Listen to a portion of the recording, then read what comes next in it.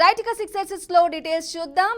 తిరుపతిలో నేటి నుంచి 3 రోజుల పాటు అంతర్జాతీయ దేవాలయాల సమ్మేళనం జరగనుంది.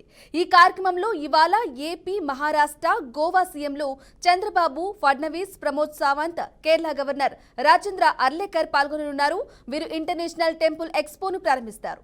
ఇక ఎక్స్పోలో భాగంగా నిపుణుల మధ్య ఆలయాలపై చర్చలు, వర్క్ షాపులు జరుగుతాయి. దాదాపు 100 ఆలయాలకు చెందిన ప్రతినిధులు హాజరు కానున్నారు. ఇదే విషయానికి సంబంధించి పూర్తి సమాచారం మా ప్రతినిధి గోపినాథ్ అందిస్తారు. గోపినాథ్,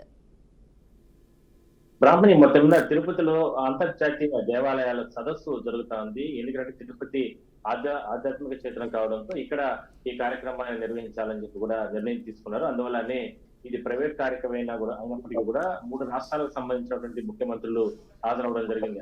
ఇందులో ఒకటే మంచి ఉద్దేశం, అంటే చరిత్ర కలిగినటువంటి ఆలయాలు ఏదైతే ఉంటాయో, మనకు పురాతన కాలం నుంచి కూడా ఒక చరిత్ర ఉన్నటువంటి ఆలయాలన్నింటినీ కూడా మనం సంరక్షించుకోవాల్సినటువంటి బాధ్యత మనపై ఉంది. అదేవిధంగా భావి తరాలకు ఆలయాల నిర్వహణ, ఆలయాలకు సంబంధించినటువంటి కట్టడాలు, పర్యవేక్షణ, లేదంటే ఇవన్నీ కూడా కొనసాగించుకోవాలంటే, ఉన్నటువంటి ఆలయాలు అట్లే కొనసాగించుకోవాలంటే ఎన్నో మార్పులు, ఎందుకంటే కాలానుగుణంగా ఎన్నో మార్పులు జరుగుతున్నాయి కాబట్టి మానవుని జీవన విధానంలో కూడా. అదే విధంగానే దేవాలయాల వద్ద కూడా పెద్ద ఎత్తున భక్తుల తాకిడి పెరుగుతుంది. ప్రతి దేవాలయం వద్ద ఇవాళ పెద్ద ఎత్తున భక్తులు వస్తున్నారు. దానికి తగ్గట్టుగా ఏర్పాట్లు చేసుకోవాలి. అధునాతన సాంకేతిక పరిజ్ఞానాన్ని ఆలయాల వద్ద పెద్ద ఎత్తున ఏర్పాటు చేసుకోవాలనే విషయంలో ఈ కార్యక్రమాన్ని నిర్వహిస్తున్నారు. ఇందులో ఒకటి భక్తులకు సంబంధించి అక్కడ అంటే ఏదైతే చరిత్ర కలిగిన ఆలయాలు ఉంటాయో ఆ ఆలయాల వద్ద భక్తులకు సౌకర్యాలు, అదే విధంగా ఆలయాల సంరక్షణ, వీటన్నిటిపైన ప్రత్యేకంగా దృష్టి పెట్టాలి. మరి దేశంలో ఉన్నటువంటి హిందూ ఆలయాల్లో ఏ ఆలయాన్ని దీని పరిగణలోకి తీసుకురావాలనే మొదటి దశలో దాదాపుగా 100 ఆలయాన్ని పరిగణలోకి తీసుకురాబోతున్నారు. వాటన్నిటిపైన సంరక్షణ, అదే విధంగానే ప్రతిరోజు జరిగేటువంటి కార్యక్రమాలు, దాని తర్వాత రాబోయే రోజుల్లో మరో 30 సంవత్సరాలకి అనుగుణంగా ఏర్పాట్లు, ఇట్లా రకరకాల కార్యక్రమాలు ఈ సదస్సులో చర్చించి ఒక నిర్ణయం తీసుకునే అవకాశం అయితే ఉంది.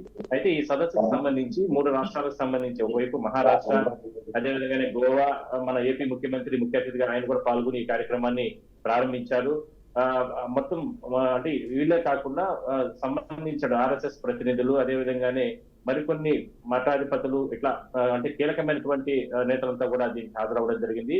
వీళ్ళు కాకుండా ప్రపంచ వ్యాప్తంగా హిందూ మతం పైన, హిందూ దేవాలయాల విశ్వాసం ఉన్నటువంటి పెద్ద పెద్ద నేతలంతా కూడా వాళ్ళు కూడా ఆన్లైన్ ద్వారా కూడా హాజరు కాబోతున్నారు.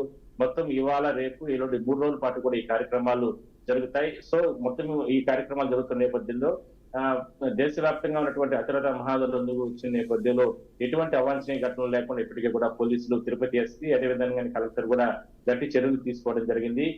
చాలా అద్భుతంగా ఈ కార్యక్రమాలు ఇవాళ ఉదయం అంటే 12 గంటలకు ప్రారంభం అవడం జరిగింది. ఇవాళ, రేపు, ఎల్లుండి 3 రోజుల పాటు కూడా జరుగుతాయి. అయితే మొదటి రోజు మాత్రం ఇవాళ ఆల్రెడీ ఈ కార్యక్రమం జరుగుతుంది, ప్రారంభం అవడం జరిగింది. ఇవాళ 3 ముఖ్యమంత్రులు పాల్గొని ఈ కార్యక్రమాన్ని లాంఛనంగా ప్రారంభించారు.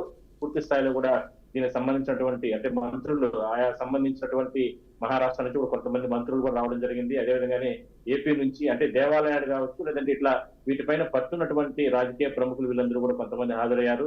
అదేవిధంగానే విశ్వాసం అంటే భక్తులకు సంబంధించినటువంటి ఆధ్యాత్మికమైన కార్యక్రమాల్లో పూర్తిగా పట్టున్నటువంటి వాళ్ళు కూడా, అంటే ఎవరు సలహాలు ఇచ్చినా వాటన్నిటిని కూడా తీసుకునే రకంగా వాళ్ళందరూ కూడా హాజరవడం జరిగింది. మొత్తం మీద ఈ కార్యక్రమాలు ఇవాళ, రేపు, ఎల్లుండి 3 రోజుల పాటు జరుగుతాయి. ఇవాళ మొత్తం 3 సంబంధించినటువంటి ముఖ్యమంత్రులు హాజరయ్యారు. రేపు, ఎల్లుండి మరికొంతమంది రాష్ట్ర ప్రభుత్వాల తరఫున ప్రతినిధులు కూడా హాజరవుతారు. Right Gopinath, thank you for the updates.